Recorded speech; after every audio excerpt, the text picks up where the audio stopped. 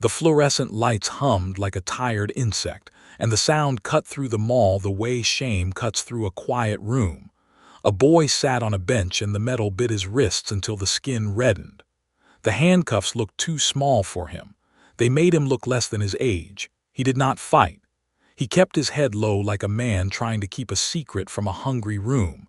People leaned in. Phones came up like a tide. Someone started streaming. A woman, voice thin with glee and pity at once, said, "Live from Oak Ridge, shoplifter caught," and the view count climbed like a pulse. Security lenses caught everything. The angle of his jaw, the way his knuckles whitened, the damp crescent on his collar where his shirt stuck to his neck. The smell of fryer oil and perfume braided the air with cold bleach. Silence pressed in, heavy and curious. The guard's uniform made him look like the law, even when the law felt thin. He spoke slowly. "Shoplifter," he said, and the word landed like a hard palm across everyone's face. It sounded official.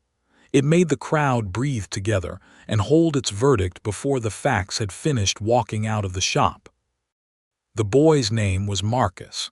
He was 19.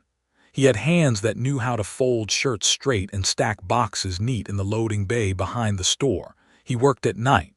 He saved little coins, folded them into an envelope he kept under his mattress. He wanted a laptop. He wanted a class schedule he could open with a quiet pride. He had never been in trouble.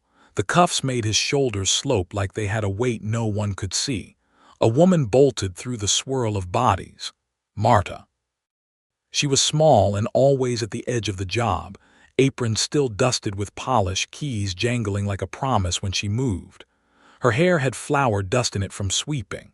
She ran on the strength of one thing, the belief that a son is not the sum of a rumor.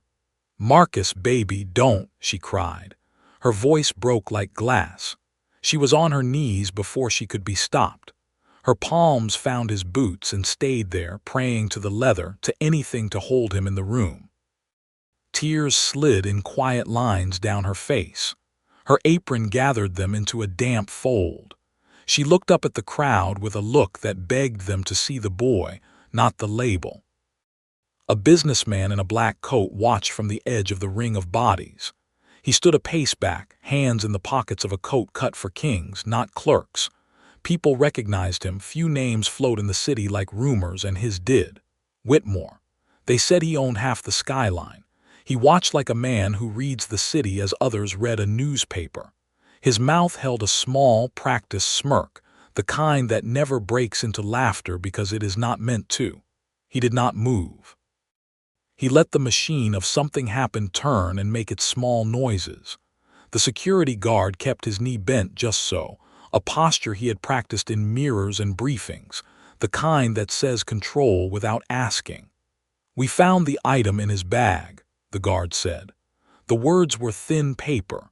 When the store manager adjusted his tie and said, "We'll need a statement," it sounded like someone preparing for a play that had not yet written its tragic lines. Cameras closed in like a chorus. The woman with the live stream narrated the crowd's judgment into her phone microphone, voice rising where doubt might have softened. Heads tilted. People stepped back in ways that looked like mercy but felt like distance. A teenager laughed and put a hand on a friend's shoulder to make the moment into a story he could tell later. The uniformed officer's badge flashed in the light like an old coin. Marta's hand scraped at the cement as she reached for the truth of her son. Marcus swallowed. He could taste copper in his mouth. He breathed small and steady because if he didn't control one thing, the whole room would change him into a cautionary tale. He thought of the loading bay, the hum of the fluorescent lights there, the small radio that played late-night songs, the way his boss let him go home early sometimes when the city wept cold. He held the image like a talisman.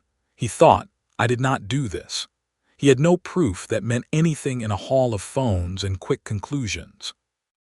Then someone's voice cut through, sharp and sudden. The store owner, a man with a careful name tag and the kind of neat shoes that never showed a scuff, stepped up. He raised his hand like a small conductor. People leaned close. He had the manager's nervous color. He cleared his throat and tried to make the air legal with his voice. "Hey, stop, he." His words felt like a stone thrown into a still pool. Everyone held their breath for the splash that would prove what they'd already decided. The sentence tilted like a crooked finger. For a moment it sounded like a half apology, a correction. People looked from the owner to the guard, expecting him to say the thing that would make the story tidy again. Instead, his eyes found the man in the blah CK coat, and the room changed its center like the moon moving the tide. "He owns this," the owner said, louder than an announcement, and with the kind of panic that slips into a voice when it realizes the world it trusted has different rules. The words rolled out and struck against the tiles. For an instant, everything snapped crooked. Phones bobbed. The live stream stuttered as the woman on Twitch realized her punchline had shifted into something else. The businessman's smirk tightened. Whitmore did not look like a man caught. He looked like a man who had been found out in public and enjoyed the moment anyway. The guard's hand paused on Marcus's cuff. The crowd rearranged itself into new lines of curiosity and fear. Some people blinked as if forgetting the face they had been ready to shame. Marta's head snapped up so fast her hair smudged the sweat on her forehead. She looked at Whitmore like someone seeing a shadow in the middle of noon. Her knees dug into the tile. "What do you mean?" she asked, voice small but fierce. The store owner swallowed. His tie trembled. He had a map of who paid him and who paid the landlord, and suddenly the map had a giant X on it he had not been ready to see. He stammered, He's Whitmore. He owns this property. He owns the company." His voice failed on the name because the room had stopped listening for facts and started listening for power. Power moved then. It is a thing like gravity. It made people shift their weight, drop their eyes, find the path of least harm. Whitmore straightened and took a step forward, slow as a ruler measuring a sentence. His presence folded the guard's posture. The badge no longer felt like a shield. The store manager found his hands cooling. Someone in the crowd whispered, "He's the mayor's friend." Another person said, "He's on TV." The Twitch viewer count jumped again, and the chat filled with quick, hungry judgments that did not have time to be anything but loud. Marcus could feel the world turning like a plate on which he had been placed for a spectacle. He looked at Whitmore and tried to read the smirk as a single truth. There was something in it. No pity, no apology, only a currency of calm. Whitmore's eyes glanced over Marta and Marcus like a catalog. He did not reach for his wallet. He reached for a look that said he had already paid for the room. The guard's mouth made a shape that could have been a question. The store owner's words had put a stake in the air. This is not just a boy taking something. This is a test. The manager murmured into his phone, a soft cough of business contingency. Marta's fingers dug into Marcus's boots until they hurt because holding on was the only thing she could do while the room rewired itself around a rich man's name. Marcus could taste the sting of injustice in the air, a bitter thing that made his throat tight. He had thought the handcuffs were the worst instrument in the room. Now he saw another kind of cuff. It clamped around the whole story. The cameras did not stop. The judge of public opinion had shifted to someone with checks and buildings and a ledger. Whitmore cleared his throat and the mall seemed to listen. The sound of fryer oil and cleaning carts dimmed against it. He looked at Marcus the way a man looks at a chess piece that might be useful later. He did not say, "Release him." He said, "Is this necessary?" The words were a soft knock from a bigger door. People waited for what the guard would do next. The guard's hand hovered like a falcon, unsure whether to strike or retreat. Marta thought of all the nights she had worked open to close, the bus rides, the prayers she muttered under her breath, all those small payments into the hope of a better morning. She swallowed and tried to make her voice rise again, but the sound of one name buried hers. The crowd felt smaller and colder, a place where rules bent toward those who paid for light bulbs in the sky. Marcus lowered his eyes and held one thought like a fist. I did not steal. The thought was a small thing, but it was whole. The live chat scrolled. The security camera blinked. For a moment nothing else existed but the way the crowd balanced between a uniform and a black coat, between a mother on her knees and a man who owned roofs. The mall's fluorescent buzz felt like an old radio trying to find the right station.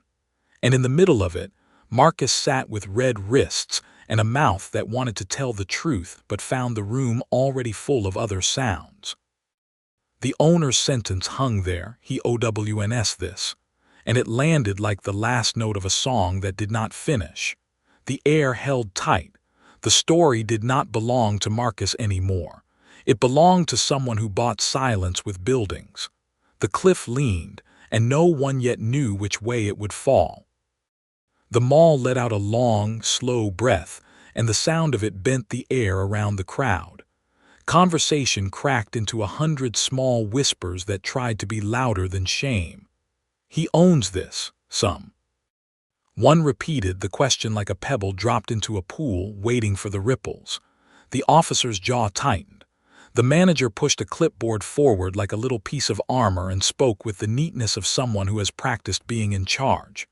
"Sir, we're handling," he began, and his voice hit the hedge of Whitmore's laughter. It was quiet. It did not need to be loud to land. Whitmore folded his hands and watched people like one watches flowers waiting to see which will wilt.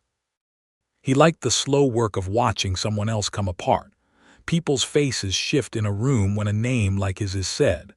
Some go soft with fear. Some go sharp with hope. Marta's voice thinned into a wire of fury. "You cannot do this to my son," she said, and stood so fast her apron slapped her knees like a surrendered flag.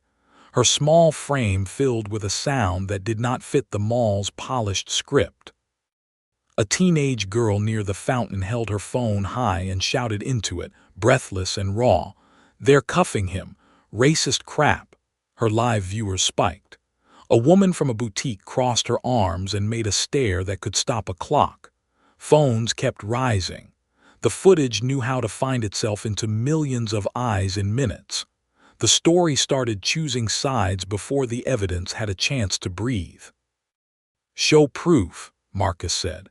He smelled of laundry soap and the faint oil from the loading bay. When he spoke his voice was even. The handcuffs gave their small metallic clink like a metronome. The manager read from a page in a book he had not written. "We have reason to suspect theft," he said, and his words sounded like the same line the guard had already said in the name of law. A guard held up a plastic bag at arm's length like it might be a relic. Inside sat an aftershave tester and a small perfume shard. The manager handed a receipt across fingers that did not shake, but that did not know what else to do. The receipt was dated. It was signed. The signature belonged to a name that did not belong to Marcus. The paper felt like a thin anchor trying to hold a boat in a storm of feeling. People leaned in to read it, as if the paper could lean back and prove anything by posture alone. Whitmore stepped forward then, not to help but to preside. He did not move like a man who sweats. He moved like a man who has always paid for rooms to be quiet. "Security," he said. The word dropped like a verdict. He looked at Marta as if she were a smudge on a page he needed to read later. "We can't have theft in my properties," he said, and his voice had the smooth edges of someone who practices cruelty behind velvet curtains. The crowd shifted toward him like iron toward a magnet. The guard straightened. The badge glinted. Authority rearranged itself around the name Whitmore. The manager's pen hovered like a hesitant soldier. The story was gathering speed, and the shapes it made were old and known. Whispers carried stories, rumors about the family who scrubbed his marble floors, about the women who ironed his shirts at midnight, about the children who learned to be quiet beneath the same chandeliers that hung in his houses. Marta answered each whisper with a cough that held a name, a memory. Her eyes flashed with 100 small lights, nights on buses, days at the sink, the first pair of shoes Marcus ever owned.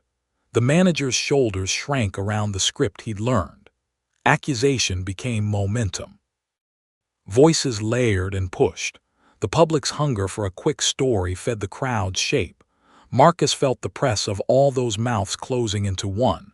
He pressed his dignity against the iron of the cuff. He refused to bite down hard enough to make blood. He refused to shout so that his voice would be used as a new piece of evidence against him. His quiet felt like resistance. People expected a meltdown in the face of heat. Silence did what shouting could not. His stillness began to topple the pattern people had made ready. Someone at the corner of the crowd had been watching like a man who had been trained by loss. He was ragged. His coat had seen more winters than the mall's holiday displays. He had a face like a map of bad weather. He pushed through the ring of curious bodies with a slow and hard step. When he moved, things that had been quiet stirred. He mounted air with a voice that was not measured to fit anyone's broadcast. He shouted so the sound knocked against glass and tile. "He owns this," he said. The words were the same the owner had used, but the thrust was different. They cracked something open. For a blink, the crowd turned like a flock confused by a new wind. The ragged man's shout did two things at once. It named Whitmore, and it named the house of power that had taught people how to look away. He told a small story, loud as a bell. He said he had cleaned the kitchens of Whitmore's colleagues. He said his sister had been a maid in one of the city's tall houses and had fallen sick and been shown the door. He spoke of receipts names that did not match and security footage that missed the night certain things happened. He spoke of a metal voice that answered only when someone with a certain name called. The crowd listened and its breath changed. The live stream comments flipped like a coin. The tide turned from a hunt to a question. The manager blinked, the ink on his pen sweating with doubt. Whitmore's smile thinned. Whitmore moved like a man whose life had been an ordered list of favors. He did not flinch. He did put his hand into his coat as if to find his phone, though no one saw what he wanted to call. The guard's fingers tightened around the cuff chain, a small animal that could not tell right from safe. Marta stood taller, though her knees still shook. Marcus looked at the ragged man, and the look he got back was of someone who had been owed a debt for a long time. Voices in the crowd began to layer a new tempo. Some called for calm, some called for answers. A few very loud ones on the stream typed quick declarations. Power dressed this up. The mall's polished floors reflected faces now split between fear and a new, sharp courage. Marcus's mouth tasted of metal and soap. He kept saying in his head, not out loud, "I did not steal." That sentence, like a small coin, held tight. The manager's voice came out smaller. He read the receipt again and then passed it to a coworker who frowned and mouthed the name. The name did not match anything they expected. The guard reached into his pocket for a radio, but his hand was slower than practice allowed. Whitmore's presence felt like a shadow with money in it. He said, "Is this necessary?" And the words were soft but weighty. The security team checked their lines of authority like men checking weapons. The ragged man moved closer and told them, plain as wind, "You can own a building, but you don't own what's right." The crowd made a sound that was almost a laugh and almost a cry. It was the sound of people waking up to the way power has always been taught to look like inevitability. Marcus sat with his wrists a little redder now. The cameras swung back and forth, hungering for a finish. The live chat fed the noise with judgments and pleas. Marta's apron trembled in the breeze of a thermostat the mall could not yet afford to change. The ragged man stayed where he was, breathing like a bell that had been struck. For a moment things balanced on a thread. The guard could read the receipt and hold to procedure. Or he could hear the ragged man and see the face of the mother, who would go home with an empty pocket and a smaller son. The manager could sign the papers or find the courage to say, "I do not know." Whitmore could snap his fingers and the room would obey him, or he could find that the room no longer wanted the silence he paid for. In that hollow the moral hangs like a single light bulb over a kitchen table. Power makes people bow. It makes the strong believe they own truth. But dignity lives in small bones. It survives in quiet answers and in a mother's hands that will not let go. Marcus would not be turned into a lesson for the night. Marta would not let her son dissolve into a headline. The ragged man had said the word differently and given it back its weight. Owning a place is not the same as owning a person's story. The cameras did not stop. The mall's fluorescent buzz kept humming. The guard's hand hovered between his duty and the thing we call justice. The crowd waited for a sound to tip the room one way or the other. The story was not finished. The world had snapped a new portrait in the mall's bright light, and everyone in the picture had to decide what they would let it say about them. Dignity cannot be bought. Respect cannot be rented. The question was still open. What would they choose next? The man's shout didn't just echo. It carved the air clean down the middle. For a moment, every conversation died like someone had pressed mute on the whole mall. Heads snapped toward him. People leaned in. And in his shaking hands, he held out a worn brown folder that looked like it had survived storms no one in that glittering place had ever lived through. Yellowed paper slid forward. Old stock certificates. Letters typed on fading carbon paper. A stamped seal that looked older than half the stores in the building. The crowd inhaled as one, the mall's bright murals and holiday decorations suddenly feeling like props in a play no one realized they were in. "You don't understand," he barked, voice rough with years of dust and memory. "Marta Calderon, she saved my life in '92, gave me shelter after the fire. I put these in trust." He slapped the folder onto the manager's clipboard so hard the pen jumped. "This boy's name is on the trust, Marcus Calderon. He controls the holding." His voice rose not from pride but from something older, deeper. Gratitude sharpened by time. Rage sharpened by injustice. The silence that followed wasn't quiet. It was a void swallowing every breath the LL had left. Whitmore froze. The billionaire's practiced amusement, the smile he wore like a silk tie, cracked. For the first time, people saw something else in his eyes: uncertainty. Fear's cousin. The officers stepped back half an inch because power is only steady when everyone agrees it belongs to the man who claims it. Shake the agreement, even a little, and power starts trembling like glass under a slow, deep vibration. The manager's tie, once crisp, once perfect, now looked like a joke, a costume worn by someone pretending they understood the script. Marta lifted both hands to her mouth. Her fingers trembled so hard they tapped against her teeth. Marcus stared at his own wrists, at the bracelets of steel that bit into him, as if they belonged to someone else or some other life that had been forced onto him. "Prove it," Whitmore said. The word came sharp, a scalpel trying to close the wound and put everything back where he needed it. But the man opened the folder again. His fingers, though rough, turned the pages with a kind of reverence. A lawyer's signature glinted in blue ink. A notary's seal pressed deep into paper. A deed. A breakdown of holdings. It all spoke with more authority than the badge, more history than Whitmore's money, more power than the officer's stance. It was a legal sunburst, a sudden, blinding confirmation that the boy everyone had judged, the boy everyone had cuffed and surrounded, was the true controlling shareholder of the property they stood in.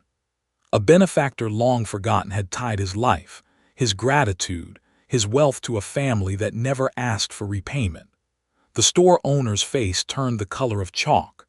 The guards looked like actors caught mid-scene, unsure if the play had changed scripts without telling them. Marcus said nothing, not a word. His silence stretched over everyone, slow and heavy. It made the officers look down. It made the girl live-streaming lower her phone for the first time. It made the boutique woman swallow hard like something bitter had risen in her throat. People who had been so ready to judge him now felt their own faces burn. The heat of shame spread like a ripple through the crowd.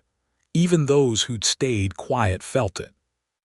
Each breath sounded like someone trying to undo what they had allowed moments before.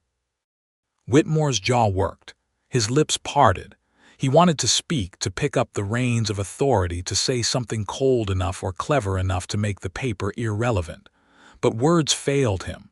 There was no angle, no speech, no command that could hold the same weight as ink dried on old paper. His voice, once the loudest force in any room, folded under the weight of a truth older than him. Marta reached for Marcus with a hand that shook so fiercely it seemed like she was holding lightning. Her palm hovered over his shoulder. She didn't touch him yet. She waited, and Marcus finally raised his head. There was something in his eyes, something calm, something wide and tired and strong. The cameras captured that look. Millions of people would rewind it later, trying to understand how a person could hold pain and dignity at the same time without letting either break them. Then Marcus did something the crowd would never forget. He stood, slow, deliberate. The guard moved as if to push him back down, but froze when he remembered what the paper had said. Marcus let the cuffs pull tight on purpose. He lifted his hands with the steel still biting his wrists, and he folded his fingers together in front of him as though he were praying or gathering strength. Then he spoke. Just one line, just one breath, but it landed like truth written in stone. "You can take the cuffs off," he said, "or keep them. Either way, I don't want what's in your heart." The words dropped into the air, soft but seismic. It was not a threat. It was not revenge. It was not triumph. It was something harder, something purer. A refusal to let the moment turn him into the thing his accusers expected. A refusal to win small when he could stand tall. In that moment, he wasn't the suspect. He wasn't the victim. He wasn't even the owner. He was the judge, the prosecutor of silence, the mirror that forced everyone else to look at who they were in the story. Whitmore flinched. He had been ready for anger, ready for retaliation, ready for the boy to seize power the way powerful men often do, quick, loud, messy. But Marcus didn't reach for titles. He didn't reach for the chance to embarrass anyone. He reached for his dignity. And that was the one weapon Whitmore had never learned how to fight. The guard swallowed. He hesitated. His fingers hovered over the cuff key. The crowd watched, every face tightened by the weight of what they had believed just minutes before. The girl with the live stream wiped her cheek without realizing she was crying. The boutique woman looked away. The store owner dropped his eyes to the floor as if hoping it would swallow him. Marta's tears spilled freely now. She stepped close. Her hands touched her son's face. She whispered something only he heard, something that softened the tension in his shoulders. The old man who brought the folder closed it gently, like placing a memory back to rest. And in the middle of the mall, surrounded by wealth, authority, judgment, and regret, Marcus stood with a calm stronger than walls or money. The shock had flipped the world upside down. The power structure had collapsed in on itself, and the hierarchy of the mall of their lives had been inverted by a handful of paper and a boy's refusal to lose himself in victory. In that moment, dignity became the highest currency in the room, and only one person truly owned it. The cuffs clicked open like a small mercy, and the sound in the mall felt almost sacred. Metal slid away from Marcus's wrists, and the skin looked pink and fragile, as if the steel had been holding more than metal, holding a story. Whitmore's first words came smooth, the kind of apology you hear in press rooms and board meetings. Measured, tidy, rehearsed. It tasted like a press release. It was polite, and it did not reach the place that had been bruised. For a beat he kept his hands in his pockets like a man checking for the right words in the lining of his coat. Then something else shifted. He looked up, and for the first time since the night of the handcuffs, he found the crowd did not fold back into the polite posture he paid for. He found himself watched, not by cameras or lawyers, but by the people he'd always counted as background. Marta's eyes held a kind of steady kindling. She did not want money. She did not want the glossy checks with a signature on the bottom. Her hands were empty of greed. She wanted respect. Marcus did not ask for revenge. He wanted fairness. Those were different things. They were purer. They were dangerous to a man who had long made the world answer to his balance sheet. After the story, the world did its quick things. There were news cycles like small storms, hashtags spun across phones, commentators weighed in with the same predictable angles. People argued in comment threads about what they had seen and what they thought it meant. The Twitch clip went global, then smaller, then viral and tired, a loop that chewed up outrage and spat out quiet boredom. But the true change threaded itself in quieter places. It did not live on a trending feed. It lived in the meeting rooms behind the stores, and the training manuals slid into security briefings. The mall's management instituted clearer policies. Words that had been vague became lists with checkboxes. Security training came with real tests, scenarios where badges could not be the only answer. Guards were taught to ask questions, to listen, to check a name twice instead of lifting a wrist once. It was small. It was bureaucratic, but it was a start. Policy is not poetry, but it shapes what happens in parking lots and loading bays. Rules can teach people how to act when they are afraid or proud. Whitmore issued a statement later. It started like the first one, halting, legal, cautious. But then something in his voice loosened when he spoke to Marta face to face. He came to her, not to buy forgiveness, not to tuck away the scandal with a check. He sat across from her at a small table where the cleaning crew had their breaks, and he listened. He learned the shape of a name he had never bothered to learn before. He learned the sound of the bus she took to work. He learned how long her shifts were, how many nights she'd worked while her son saved for one small machine that could change a life. Whitmore realized, in a private way, that the wealth he had built on other people's invisibility carried a cost he had never been billed for. It made him move differently in public. He started greeting workers in corridors differently. He asked fewer questions from the top of an ivory tower and more questions at eye level. It was slow. It was not total repentance. It was a man learning to be watched back by human eyes. Marcus did what he had been saving for. He took the little laptop he had stacked coins for in an envelope under his mattress. The screen felt new and warm in his hands. He registered for classes he had always written in the margins of his life as someday.